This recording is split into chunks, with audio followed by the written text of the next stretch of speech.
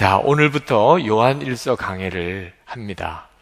요한일서는 어떤 성경인지, 왜 요한일서를 우리가 읽고 은혜를 받는 것인지 잠깐 말씀을 먼저 드리겠습니다. 우리가 흔히 세상을 악한 세상이라고, 험한 세상이라고 그렇게 말하잖아요. 이 요한일서는 세상 속에서 그리스도인은 어떤 존재인지, 또 그리스도인들은 세상에서 무엇을 해야 하는지, 또 그리스도인들은 이 험하고 악한 세상에 어떻게 살아갈 수 있는 건지에 대하여 쓰고 있는 성경입니다. 한마디로 요한일서는 예수 그리스도를 증거하는 책이긴 합니다만 세상에서 그리스도인이 사는 법에 대해서 말씀하고 있는 성경입니다. 그러므로 우리들이 이제 내년 2월까지 요한일서를 우리 매 주일마다 읽어가면서 세상에서 그리스도인으로서 바로 서가는 하나님의 놀라운 은혜를 우리가 얻기를 원합니다. 우리가 세상 살다가 어렵고 힘들면 기도합시다, 그러죠? 네. 그러나 사실 힘들고 어려운 일을 만났을 때 기도만 해서는 안 됩니다. 기도도 안 하는 건 문제가 있죠. 어려운 일 만나고 시험 들었을 때 기도해야죠, 그죠? 그런데 그냥 기도만 하면 다 해결이 되는가? 그렇지 않습니다. 만약에 우리가 세상 살다가 문제가 생기고 어려운 일이 생겨서 기도만 하면 문제가 다 해결이 되는 거라면 성경이 이렇게 두껍게 기록될 이유가 뭐가 있겠어요? 그저 성경에 한 줄만 쓰면 되지요. 힘들고 어려우면 기도해라, 그러면 되죠. 성경이 이렇게 두껍게 기록이 된 것은 우리가 기도를 하되 도대체 하나님의 뜻이 뭔지, 하나님은 도대체 우리에게 뭘 원하시는지, 뭘 앞으로 하나님은 하실 것인지 성경에 있는 진리를 분명히 알고 기도하는 것과 그냥 무턱대고 기도하는 것과는 똑같을 수가 있겠어요? 왜 우리가 기도는 한다고 하는데도 속 시원하게 하나님의 역사를 경험하지 못하는가? 도대체 하나님이 뭘 원하시는지, 주님은 어떻게 역사하시는지를 너무 모르고 기도만 하기 때문에 그런 거죠. 요한일서를 통해서 우리는 이 세상을 향한 하나님의 계획을 보게 됩니다. 특히 우리 그리스도인들을 향한 하나님의 계획을 알게 됩니다. 이 요한 사도는 요한일서를 처음 시작하면서 아주 놀라운 말씀을 하십니다. 그것은 우리가 예수를 믿는다는 것은 예수님과 사귐을 갖는 거라는 겁니다. 여러분, 그저 예수를 믿는다는 말하고 예수님과 사귐을 갖는다는 것은 굉장한 차이가 있습니다. 여러분 자신이 예수님과 얼마나 아주 친밀히 사귀고 있는지를 한번 돌아보실 필요가 있습니다. 저희 큰딸 지영이가 제가 부산에서 목회할 때 아주 어릴 때죠. 유명한 가수가 부산에 공연을 왔는데 가보고 싶다는 거예요. 그래서 아빠 가도 돼요? 가지 말아야 돼요? 이렇게 묻더라고요. 솔직히 제 마음으로는 안 갔으면 좋겠더라고요. 안 갔으면, 가서 그 아이에게 큰 유익이 없기 때문에 안 갔으면 좋겠는데 아버지가 가지 말라고 그래서 안 간 거는 이 아이에게 가고 싶은 마음의 열망을 진정으로 해결해 주는 게 아니니까 제가 하나님께 물어보라고 그랬어요. 하나님께 물어봐라.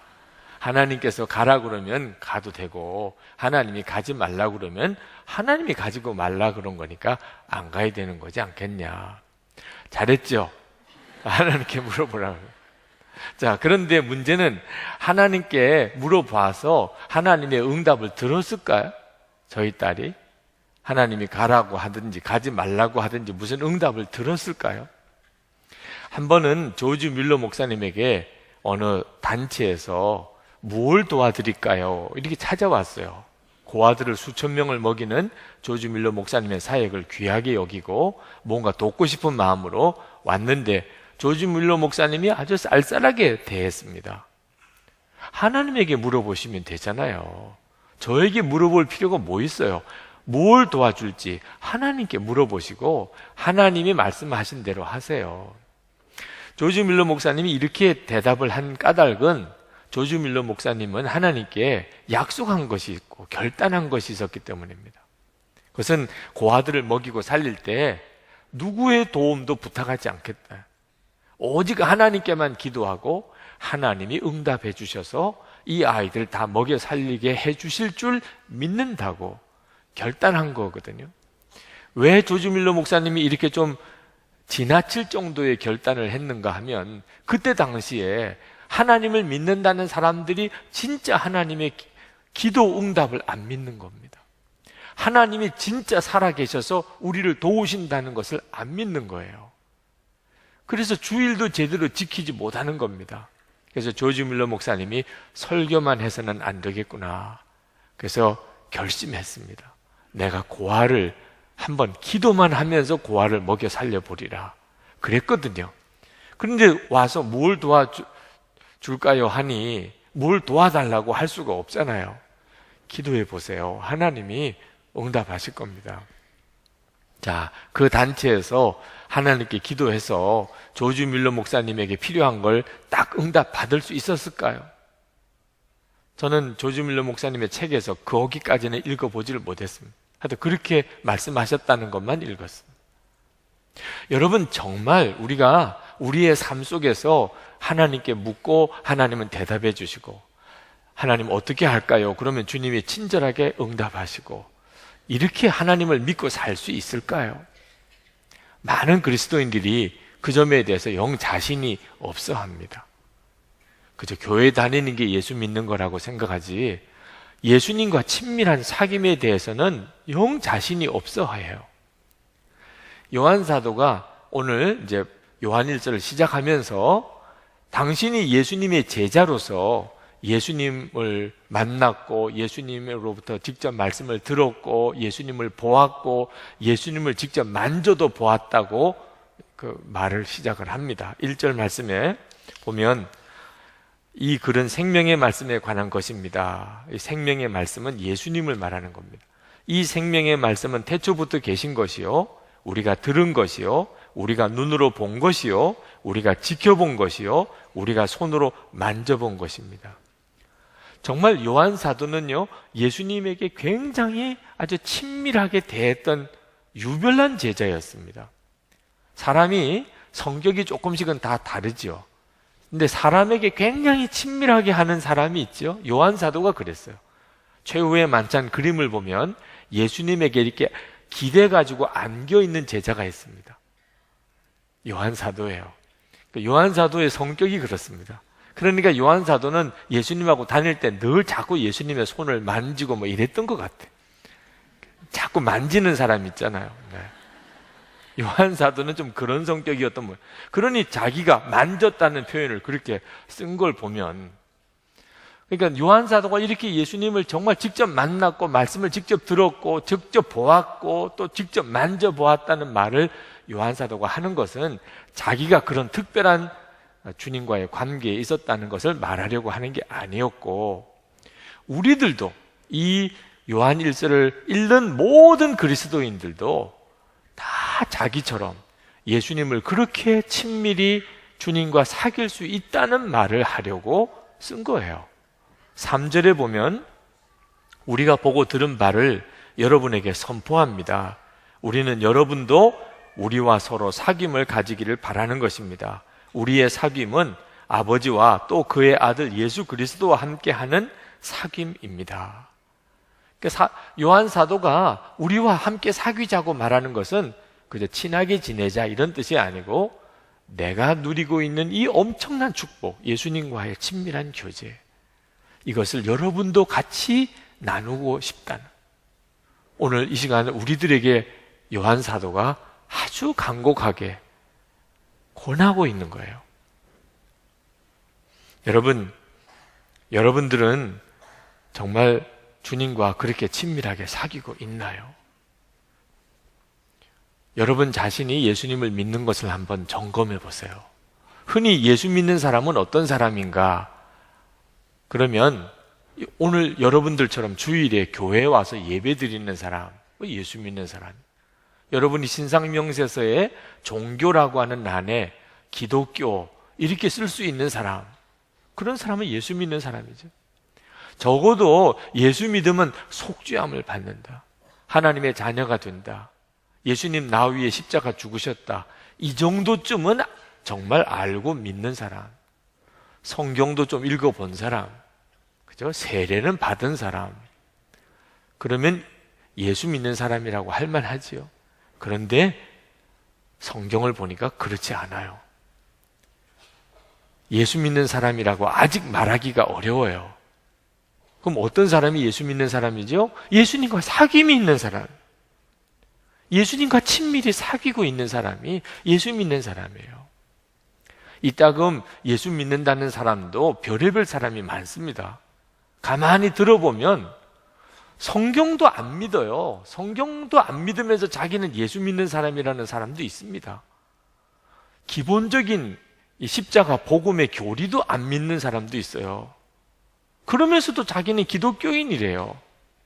이제 주로 이런 문제가 신학적인 논쟁거리입니다. 신학적. 그렇지만 그렇기 때문에 정통 보수 신앙을 가지는 거, 성경의 진리를 믿어요. 기본적인 십자가 복음을 믿어요. 그건 대단히 중요하죠. 우리가 예수를 믿을 때 아주 정통 신앙을 가진, 보수 신앙을 가지는 거, 이거 굉장히 중요합니다. 주로 정통 보수 신앙은 성경의 진리를 다 믿고, 그리고 교회에서 가르치는 교리를 다 믿는 사람들을 말하는 거예요. 그런데 정통 보수 신앙을 가지면 나는 이제 예수님을 진짜 믿는 사람인가? 아직도 그렇다고 단정하기 어려워요. 정통 보수 신앙을 가졌는데도 사람들을 용서하지 못하고 약한 사람, 사랑하지 못하는 사람들이 있어요. 분명히 예수님 때문에 구원받았대요. 성경을 다 믿는데, 그런데도 용서 못하고 싸우고, 사람들, 어려운 사람 사랑하지 못하고, 어떻게 이럴 수가 있죠? 사귐이 없는 겁니다. 정통 보수 신앙은 다 지식일 뿐이에요. 지식으로 믿는 신앙은 아무 힘이 없습니다.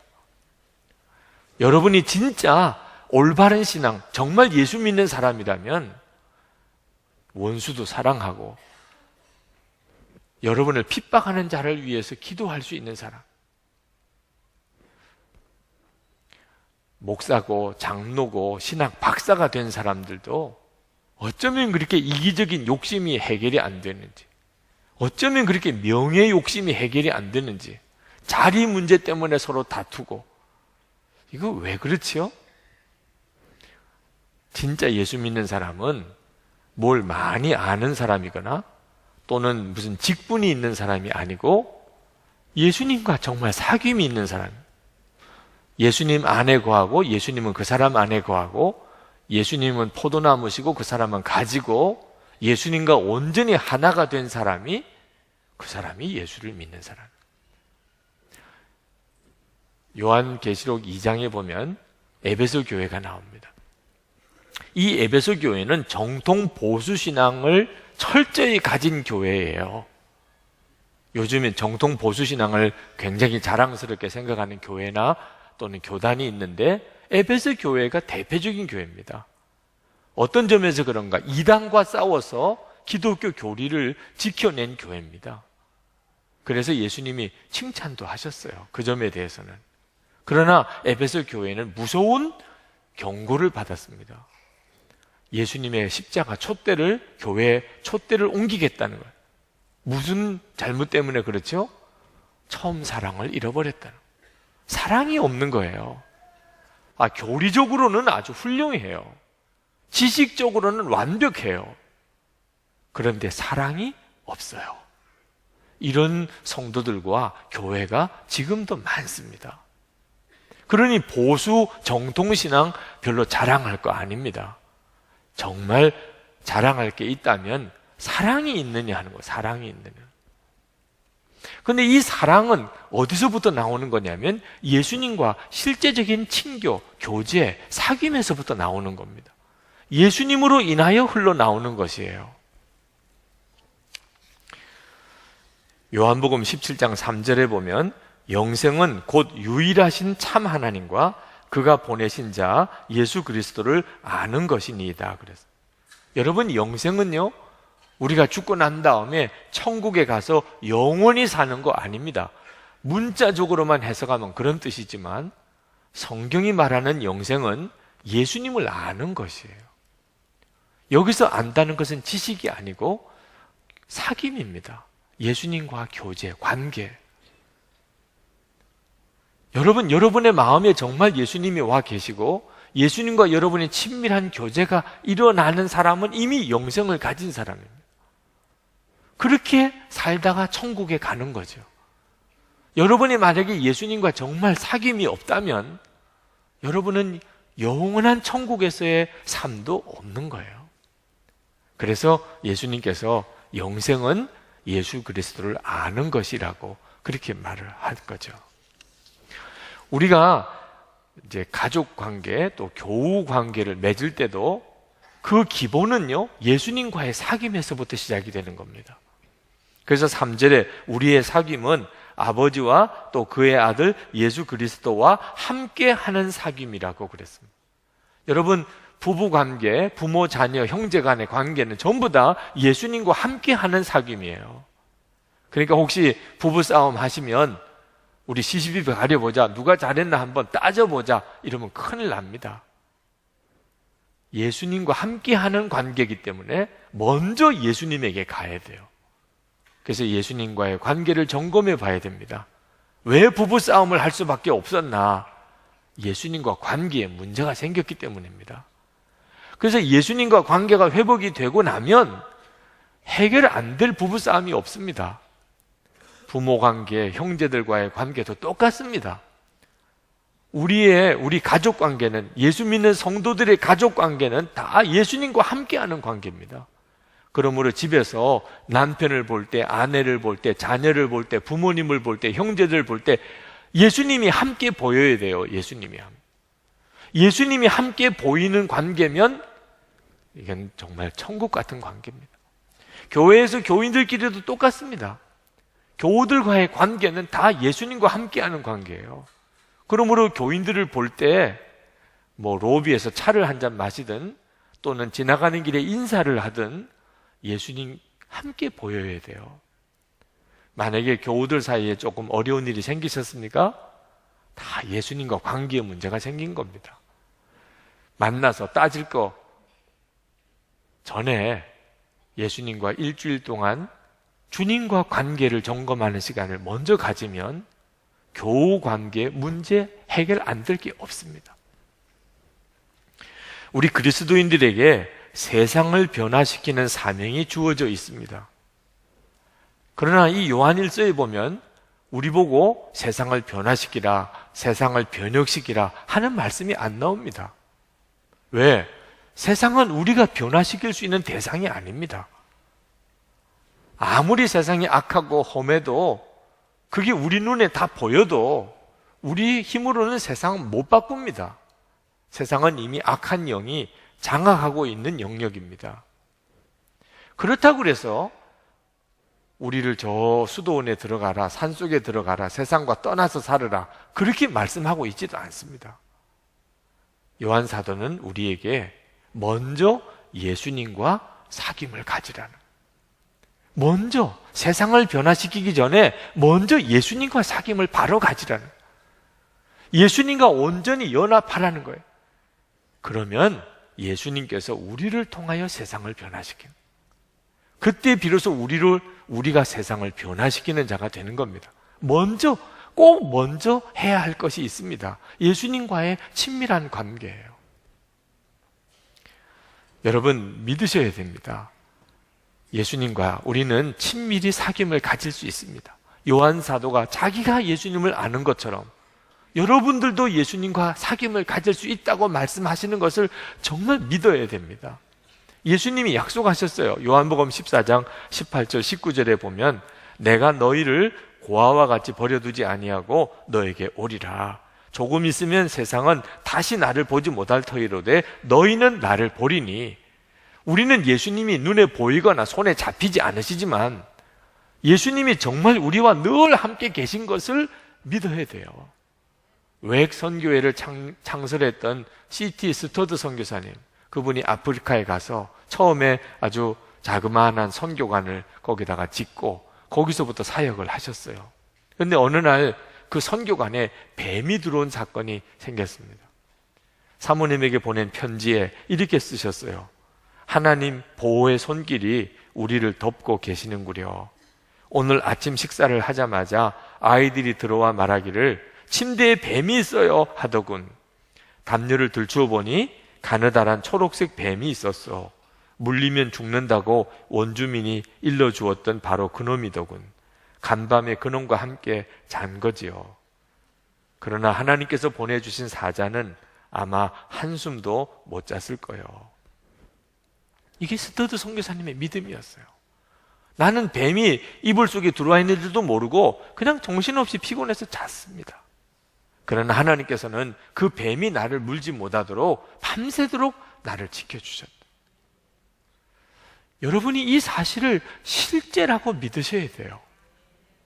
정말 주님은 멀리 하늘에 계신 분이 아니시고 지금 나와 같이 계셔서 세상은 보지 못하지만 나는 그 주님을 알도록 그렇게 나를 지키시는 분이시라는 겁니다. 우리가 이렇게 예수님을 믿고 주님과 친밀한 교제를 나누려면 반드시 말씀을 보아야 됩니다. 말씀을 보아야 돼요. 요한 사도가 이 말씀을 시작하면서 이렇게 쓰셨어요. 1장 1절에 이 글은 생명의 말씀에 관한 것입니다. 이 생명의 말씀은 예수 그리스도를 말하는 거예요. 그런데 예수 그리스도에 대한 말씀입니다 하면 될 걸 왜 생명의 말씀이라고 했을까? 우리가 이제 예수님을 아는 것이 다 말씀을 통해서 되기 때문입니다. 그래서 성경 요한 사도는 말씀과 예수 그리스도를 같이 썼어요. 요한 사도는 예수님을 육신으로 알았습니다. 그렇지만 우리들은 요한 사도도 예수님이 승천하시고 난 다음에는 말씀으로 주님을 만났고 교제했고 주님과 동행했고 그리고 우리들 모두가 다 예수님을 이제부터는 말씀을 통해서 알게 된다는 거죠. 누가복음 24장 32절에 엠마오로 가는 두 제자가 예수님을 만났을 때 그들이 이렇게 고백합니다. 저희가 서로 말하되 길에서 우리에게 말씀하시고 우리에게 성경을 풀어주실 때에 우리 속에서 마음이 뜨겁지 아니하더냐. 예수님이 엠마오로 가는 두 제자를 부활하신 다음에 만나셨는데 못 알아보는 거예요. 예수님의 제자들이. 아마 예수님이 부활하신 다음에 예수님의 모습이 좀 변화되었던 모습으로 나타나셨기 때문에 그랬던 모양입니다. 그럴 때 예수님께서 제자들에게 나 똑바로 쳐다봐. 나 누군지 모르겠어? 이렇게 해도 제자들이 혹시 주님이십니까? 이렇게 나올 수도 있잖아요. 그죠? 이렇게 간단한 방법도 있는 겁니다. 그런데 우리 주님은 그 제자들에게 성경의 모세부터 예언서 다 통해서 예수님에 대해서 말씀하신 구절을 쭉 설명해 주셨어요. 제자들이 그 말씀을 듣는 중에 가슴이 뜨거워졌다는 거예요. 가슴이. 그리고 예수님을 바라보는 눈이 뜨인 겁니다. 왜 이렇게 하셨을까요? 우리들이 지금 예수님을 만나는 똑같은 방식이니까. 지금 우리들이 예수님이 정말 나와 같이 계시구나. 내 삶 속에 같이 계시구나. 내게도 말씀하시는구나. 내게도 역사하시는구나. 말씀을 통해서 알게 된다는 겁니다. 그러므로 여러분들이 예수님과 정말 친밀히 사귀기를 원하십니까? 그러면 말씀을 보셔야 돼요. 어떤 은사자를 찾아가거나 어떤 신비적인 방법에 매이지 말고 말씀을 묵상하셔야 돼요.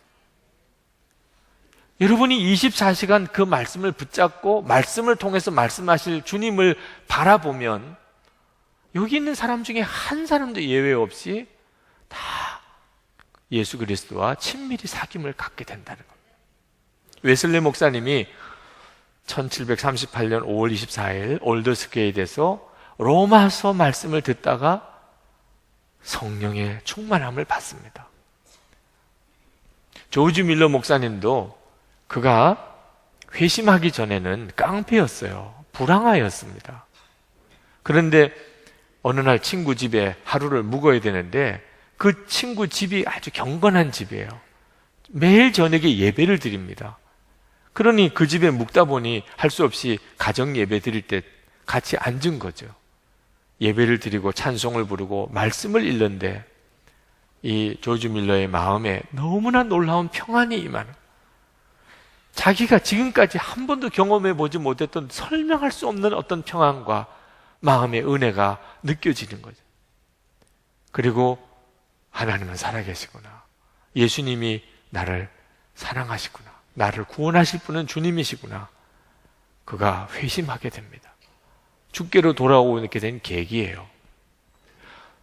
다 그렇습니다. 우리 모두가 다 예수님을 만나게 되고 주님께로 돌아오게 되는 일은 다 이렇게 되는 것. 말씀이 그렇게 해주는 겁니다. 만약에 여러분이 말씀을 떠나서 예수님을 만나기를 원한다면 반드시 잘못되게 되어 있습니다. 어느 신학생이 페이스북에 글을 올렸는데 학교에서 교수님이 신학생들에게 그렇게 이야기를 하더래요. 여러분들이 신학교 다닐 때 성경 구절 300구절만 외우고 나가라. 300구절만. 그러면 여러분들이 나가서 설교를 하든지 상담을 하든지 뭐 말씀을 나눌 때 성경 구절을 자유자재로 여러분들이 인용할 수 있을 거예요. 성경책을 안 보고도. 그러면 교인들이 여러분들을 반드시 존경하게 돼요. 이야, 우리 전도사님, 우리 목사님 정말 실력이 있네, 신령하시네, 말씀을 저렇게 많이 하시네. 그래서 여러분들이 앞으로 목회할 때 굉장한 도움이 될 거라. 근데 그 신학생이 거기다 쓰기를, 자기는 그 말씀을 듣는데 너무 거부 반응이 일어나더라. 거부감이. 왜 그랬을까요? 그 교수님 나름대로 뜻이 있어서 말씀을 하셨겠지만 성경은 교인들의 존경을 받기 위해서 외우는 게 아니기 때문에, 기본으로 내가 성경을 많이 한다, 내가 실력이 있는 목사다, 그걸 과시하려고 성경 읽는 게 아니니까. 성경은 그런 목적으로 읽는 게 아니니까. 하나님이 왜 우리에게 성경을 주셨나요? 지금도 우리와 함께 계시는 예수님, 그분을 알게 하려고 성경을 주신 거거든요.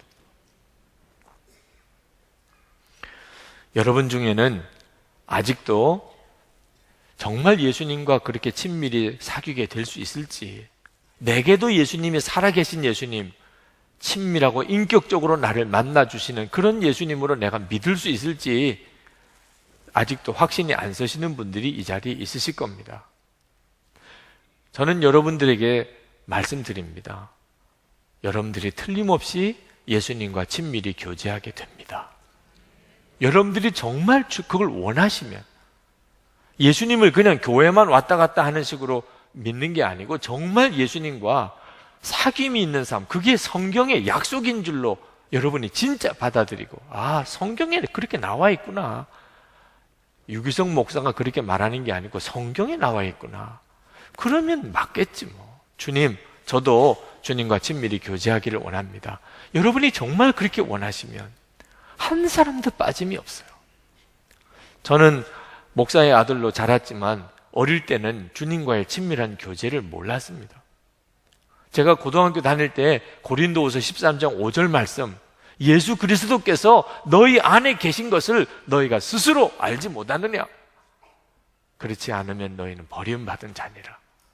저는 그 말씀을 설교 때 듣고 오히려 너무 혼란스러웠어요. 예수님이 내 안에 계시다니. 그래서 그 전도사님에게 상담도 했습니다. 상담을 했는데도 안 믿어지는 거예요. 예수님이 내 안에 계시다니. 할 수 없이 제가 할 수 있었던 것은 믿는 척 하는 것밖에 없었어요. 그것밖에는 제가 할 수 있는 방법이 없어요. 믿는 척 하는. 제 안에 예수님이 계시다고 저는 믿을 수가 없었어요. 신학교 들어가서도 그랬습니다. 정말 예수님을 만나고 싶었고 저도 친밀히 교제하고 싶었지만 안 믿어지는 걸. 제가 전도사 때도 안 믿어졌어요. 그러므로 여러분 중에 예수님과 친밀한 교제가 나는 안 믿어지고 주님이 내 안에 계시다는 것도 솔직히 너무 안 믿어진다, 믿는 척하고 있는 거다, 저는 충분히 이해가 됩니다. 제가 그때 겪었던 그 혼란과 심지어는 두려웠어요. 제가 예수 믿는 사람이 아니라니까. 그러면 나는 뭐예요 도대체? 그게 나를 얼마나 두렵게 했는지 모릅니다. 그리고 정말 예수님을 내가 그렇게 친밀히 교제할 수 있을까? 자신이 없었어요. 그러다가 목사가 됐습니다. 그러고 목사가 됐으니 참 엉터리죠. 그래도요, 칭찬은 받았어요. 좋은 목사라고. 그러니 사람들 앞에 좋은 목사인 척 하는 거 가능해요. 좋은 목사가 아니라도 얼마든지 좋은 목사인 척 할 수 있더라고요. 근데 하나님이 어떻게 속이겠어요? 목사 안수 받은 지 한 달 만에 군목 훈련 받다가 저는 제 삶의 가장 큰 위기에 부딪혔습니다. 그때서야 예수님을 인격적으로 만났어요. 저 자신의 영적인 실상을 그대로 다 드러내고 비로소 주님을 나의 구주로 영접하게 됩니다. 눈이 뜨였어요. 물론 그 과정이 저에게는 너무나 큰 위기였지만, 그리고는 모든 게 달라진 거예요. 군목으로 있을 때 부목사로 지내면서 제 속에는 예수님은 저에게 있어서는 더 이상 지식이 아닙니다. 그러나 제가 제 마음속에 이렇게 역사하시는 주님을 목회에 어떻게 그대로 설교하고 목회할 수가 없어요. 제가 군목으로 있고 또 부목사로 있으니까. 부산에서 처음 담임 목회를 시작했을 때, 그때부터 저는 예수님은 정말 살아계신 주님이시고 우리와 함께 계시는 주님이시라는 것에 대해서 증거하고, 그게 나의 목회의 전부였어요.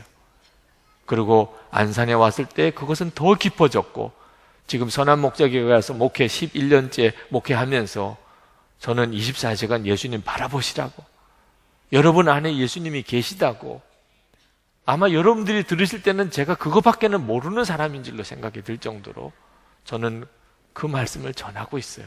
이번에 요한일서 강해를 하면서 얼마나 제 마음이 감격스럽기도 하고, 또 이 말씀을 전해야 되는 게 두려울 마음이 또 들어요.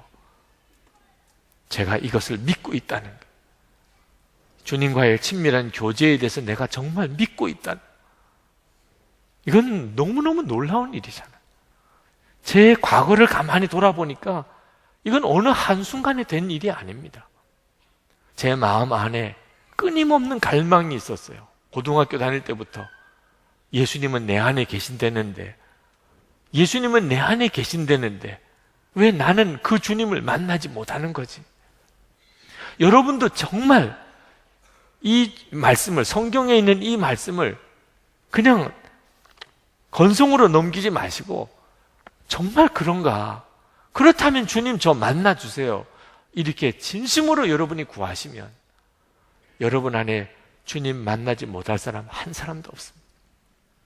C.T. 스터드 선교사님의 선교관에 아프리카 원주민들이 막 몰려들기 시작합니다. 스터드 선교사님이 그들에게 저에게 왜 오셨나요? 저는 여러분들에게 돈을 줄 것도 없고 여러분들에게 먹을 음식도 옷도 줄 수도 없습니다. 저는 단지 여러분들에게 하나님의 말씀에 대해서만 전할 수밖에 없습니다. 그때 그 아프리카 원주민들이 우리는 아무것도 원하지 않습니다. 우리가 원하는 것은 오직 하나님 그분입니다. 여러분도 그렇습니까? 오늘 아무것도 하나님 저 원하는 게 없어요. 돈 아닙니다. 성공도 아닙니다. 건강도 아닙니다. 하나님, 저는 예수님, 주님을 원합니다. 여러분이 정말 그렇게 원하시나요? 그러면 된 거예요. D.L. 무디가 그런 이야기를 했습니다. 영국 거리를 걸어 다니는 사람들은 다 가난한 사람들. 그래도 좀 중산층 정도쯤 되는 사람은 마차를 타고 다녀요. 부자라고 소리 듣는 사람은 뒤에 시종을 데리고 다닌다. 근데 그 시종이 둘씩이나 데리고 다니는 사람은 유산을 엄청나게 물려받은 사람이에요. 그런 뜻에서 예수 믿는 사람들은 가난한 사람이 없다는. 왜? 항상 시종이 둘씩이나 따라다니니까. 시편 23편 6절에 보면 나의 평생에 선하심과 인자하심이 정녕 나를 따르리니. 시종이 둘씩이나 따라다녀요. 선하심과 인자하심이. 여러분도 한번 확인해 봐요. 뒤에 선하심과 인자하심이 따라다니고 있습니까? 유산을 많이 받은 사람들, 하나님의 자녀니까 가능한 일입니다. 주님이에요. 우리에게 있어서 가장 큰 재산은 주님이십니다. 우리와 함께 계시는 주님. 여러분이 그 사실을 정말 아는 것이 여러분이 진짜 예수를 믿으시는 거예요. 그리고 거기서부터 이 세상에서 성도들의 삶의 영광이 나타나게 됩니다. 이제 우리 기도하십시다. 주여, 이 말씀이 저에게 실제가 되기 원합니다. 사도 요한이 그렇게 이야기하고 싶었던 예수님과의 친밀한 교제, 주님과의 사귐이 저에게 있기를 원합니다. 제가 그걸 원합니다. 하나님, 저 다른 거 원하는 거 없습니다. 예수님과 살아있는 교제, 친밀한 교제를 제가 누리게 해 주옵소서. 통성으로 기도하겠습니다. 은혜와 사랑이 충만하신 아버지 하나님, 놀라우신 하나님, 그 크신 하나님의 은혜를 감사하고 감사합니다. 오늘 주의 놀라우신 역사를 사랑하는 성도들에게 부어주시기를 원합니다. 아버지 하나님, 사모하며 갈망하는 심령들 가운데 주님이 역사해 주시기를 원합니다. 놀라우신 주님의 은혜를 부어주시기를 원합니다. 아버지 하나님, 우리가 원합니다. 정말 우리가 갈망합니다. 하나님, 역사해 주소서. 주님이십니다. 살아계신 주님이십니다. 오늘도 하나님, 세상에 사는 동안에 지치고 낙심하고 두려워하고 염려하는 성도들에게 함께 계심을 보여주소서.